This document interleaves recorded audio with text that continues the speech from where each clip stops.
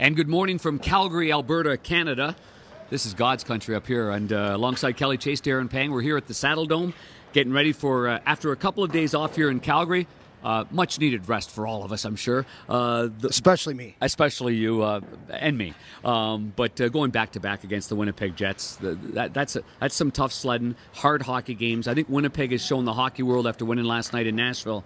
They are for real, and the Blues certainly had their hands full. But, Kelly, let's move along from that. What do the Blues have to do, though, to make the adjustments, or what did they learn from that two-game series against the Winnipeg Jets?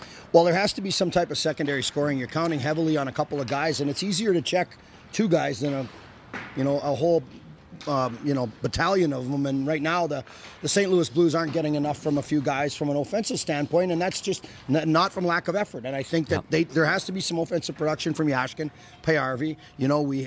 We've had some guys up here at Sammy Blais that's had an opportunity.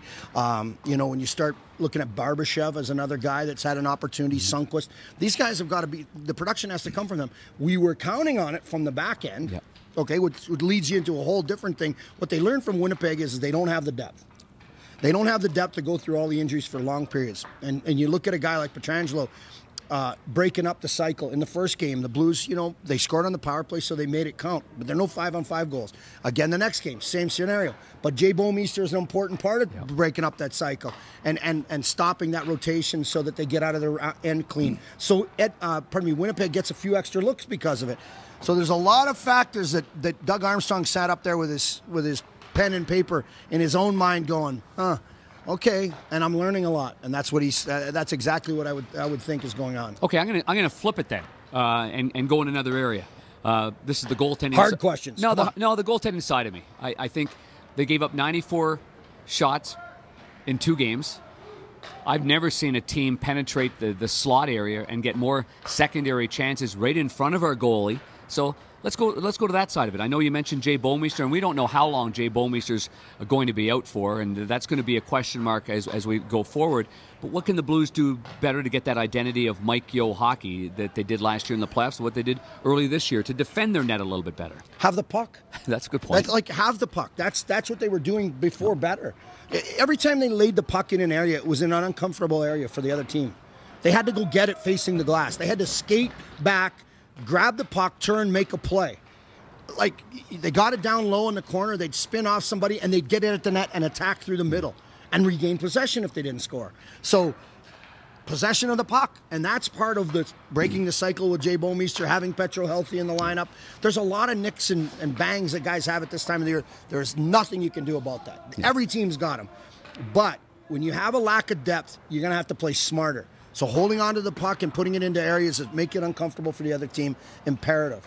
So that cuts down on at least 20 shots of those 90-some you're talking about. Takes away a lot of those scoring chances from the middle of the ice.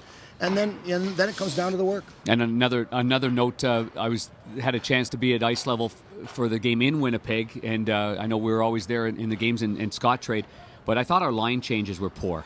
I thought we made some poor decisions in Winnipeg in the second game, and I think those are the little details that Mike Yeo's got a firm grasp of, that tidy up those line changes. When you change, then you won't allow maybe a lack of possession or odd man breaks against you. So I'm sure this coaching staff has had a couple of days to really pour through some of the real detailed work. No, I agree with that. I think, and the other thing, they don't practice a lot, and that's just the way the game is now. I mean, the rest is so imperative, and you got guys that are, under the weather with the flu right now and banged up and everything, and they want to give them their time to rest. But when you can get on the ice and attack an area, whether it be your forecheck, your power play, and the little detail things that you're talking about, it makes a huge impact on the next couple of games. Yeah, and for me, those are things that they're going to get tidied up, and hopefully tonight against Calgary, who, by the way, Calgary is playing really, really well right now. Yep. They're just not getting a break here or there to win. So St. Louis is going to have their hands full of this. Yeah, they won 6-1 at Vancouver, but Vancouver's a real banged-up team. They lost 2-0 against a really good Preds team, and they lost 3-2 against the Sharks on home ice. So. Both of those last 2 games, they deserved a better fate. Yeah. So I would look for this Calgary team to really be tramping today and playing with some emotion, because they know, and we've seen this. The Blues deserved a better fate against Tampa. They played extremely hard. Who do they have? LA after that, and no, who do they have after? Well, either way, you can't remember either. This Anaheim. And either way, they deserve goalies were first star in both of them. Yeah, they were. Gibson was first star. Yep. Vasilevsky's the first star. Yep. So Blues deserve better fate, right? Yep. They play against Winnipeg, probably don't deserve to win that game. And they win it. And they win that game. Yeah. So definitely didn't deserve to win the second game in Winnipeg. Right, but okay, that being said, it's I'm going to say the hockey gods, but the work ethic is there. You usually have the results at the end of the year, right? Yeah. So it'll be interesting to see how Calgary performs tonight because they've lost a couple. Okay, quickly then, we've got Tage Thompson came up. Yep. Looks like he's going to be on that Stastny, Steen, and Tage Thompson, the big right-hand shot. Right. Had a good camp. Had a good first start to it, but obviously you don't learn the game in the NHL. You've got to learn it in the American Hockey League. I think it's good timing for Tage to come up here, and he was on that second power play unit as well with Stastny and Sobotka. What an opportunity. Yep. What an opportunity. Like, for me, this kid stepping in now and them finding out what they have with Fabry out of the lineup and Schwartz out of the lineup, up front knowing you got 2 top 6 players out of the lineup, and he is one of those guys they say has to be a top 6 player. He's going to learn the game. I think being down in the American League, having some of those challenges, he elevates his game a little bit, and if he can take the next step here, I mean, listen, this is exactly what the Blues, this is what they're trying to find out when they bring up Schmaltz. Yeah. When they bring up a guy like Thompson, when they bring up Sammy Blais, this is what they're trying to find out. And they always put him with good players. They put him with good players because they want to give him the opportunity to succeed. Yep. In the role that they're probably going to, they feel that they belong in at some point in their career. Now, are they going to get themselves in the shape it takes to get to that next level? Are they going to practice shooting in areas and getting into areas that are harder to get in this league, the American League? Well, that's going to be yet to be seen. Yeah. That's why he's getting the chance. Yeah, I look forward to it. Yesterday at practice, Tage Thompson, every time the puck was on his stick, he's got a really good shot. He shoots like an NHL player. He passes like an NHL player. And when he was up earlier in the season, the one thing that the coaching staff and his players kept telling him, quit trying to make the second play and the third play. When you get it on your stick, you've got to shoot the puck. Well, I thought yesterday, and maybe that's because he was with Steen and Stastny, 2 veteran guys that don't want him to defer. Yeah. When they get him the puck, they want him to shoot the darn thing. Right. And he did that yesterday in practice. Well, those are 2 guys from here up that are probably the best on the team. And so when you get guys that play with hockey sense, they know that if the puck's going to the net, the retrieval is going to be one of 2 ways. It's either going to be off the goaltender or by the linesman pucking it out of the back of the net. Yeah. You don't get many chances in this league to shoot from those areas. When you get it in those areas, don't dust it off. Get it at the net. I'm looking forward to seeing Matthew Tkachuk as well. He's a feisty, competitive player. He's going to go to the front of that net. He's going to be he's slick for one. I mean, he's a neat, the way his body is on the ice. Like, he's just kind of slinkers in and out too, and gets in the dirty areas, and then he slides out, and then he gets under your skin, and then he slides out again.